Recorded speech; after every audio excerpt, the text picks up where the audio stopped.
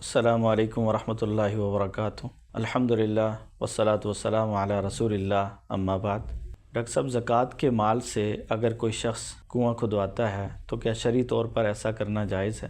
الحمدللہ والصلاۃ والسلام علی رسول اللہ، اما بعد۔ اللہ رب العزت نے قرآن حکیم میں وہ مصارف ذکر کر دیے ہیں جہاں پہ زکوٰۃ استعمال کی جائے گی، صرف کی جائے گی، لگائی جائے گی۔ چنانچہ اللہ تعالیٰ فرماتے ہیں کہ زکوٰۃ فقیروں اور مسکینوں کے لیے ہے۔ تو یہاں پہ اللہ تعالیٰ نے کہا للفقراء والمساکین، اس میں لام تملیک کا ہے، جس کا مفہوم یہ ہے کہ آپ زکوٰۃ کا فقیر اور مسکین کو مالک بنائیں گے اور وہ فیصلہ کرے گا کہ میں نے زکوٰۃ کہاں پہ لگانی ہے، میری ضرورت کیا ہے۔ تو زکوٰۃ ہم نے فقیر اور مسکین کو دے دینی ہے، لیکن یہ کہ ہم اس کے لیے کنواں کھدوائیں، اس کی اجازت ہمیں نہیں ملتی، جبکہ ہم یہ بھی جانتے ہیں کہ اس کنویں سے سب لوگ فائدہ اٹھائیں گے، غریب بھی اور امیر بھی۔